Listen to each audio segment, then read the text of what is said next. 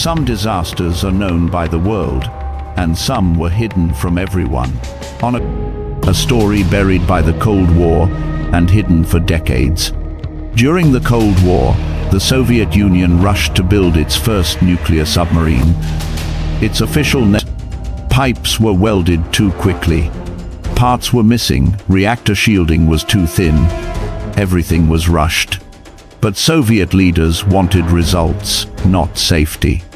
So K-19, a floating nuclear reactor carrying powerful missiles, entered the cold Arctic waters close to Canada. They thought it was ready. They were wrong.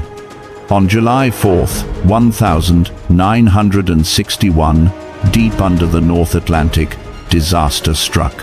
The main cooling system, the only thing stopping a nuclear meltdown, suddenly broke. The reactor temperature shot up fast. Pressure rose so quickly the engineers thought their instruments were broken toward Canada. A countdown had started. 3 hours until disaster. Far above the submarine, radar stations in northern Canada noticed something unusual. A Soviet submarine was slowing down, then drifting, then going silent. To Canadian officials, this was a serious threat. A nuclear submarine losing control near Canada was no small matter. But inside K-19, the truth was much worse. The crew knew the reactor was dying. Without coolant, it would explode in hours. There was only one solution. Someone had to enter the reactor chamber, a place filled with deadly radiation, and fix the pipes manually.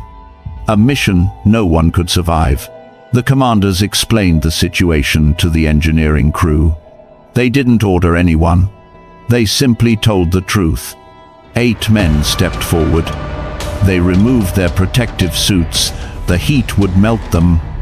They wrapped cloth around their faces, and they walked into a room so radioactive. The air itself was deadly.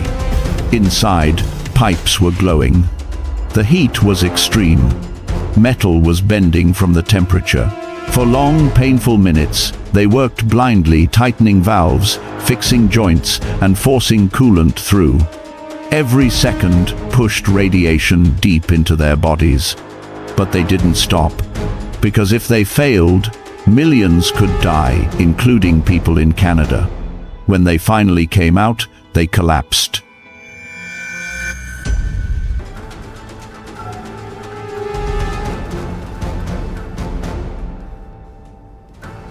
But behind them, the reactor temperature began to fall.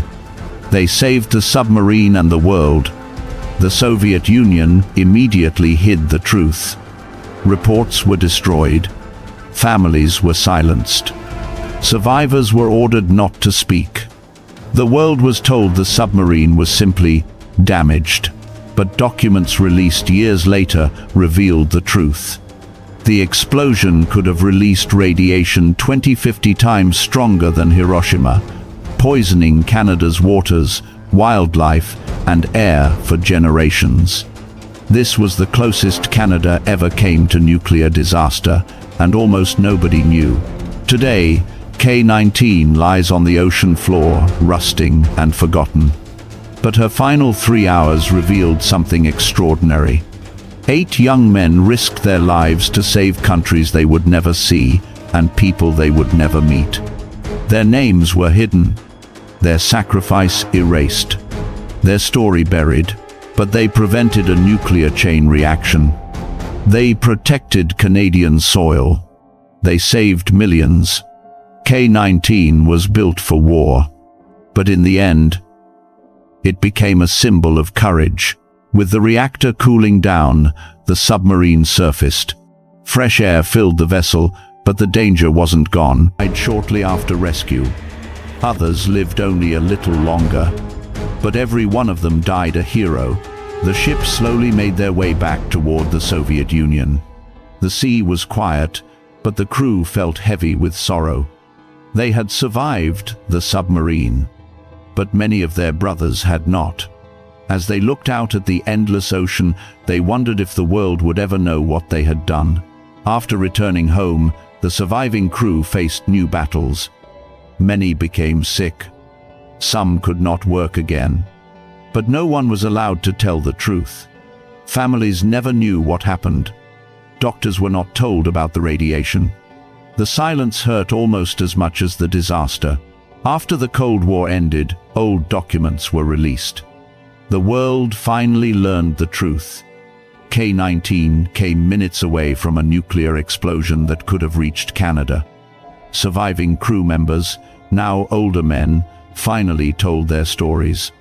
For the first time, people listened. Years later, the K-19 crew finally received respect for their bravery. Historians honored them. Scientists praised them. Even Canada acknowledged their courage. Some survivors were given medals. Some families received long-delayed recognition. The world finally saw them as what they truly were: heroes who saved millions of lives. Their story, once hidden, will now live forever. Like, subscribe, and follow to NK Oma Documentary TV to watch more story coming.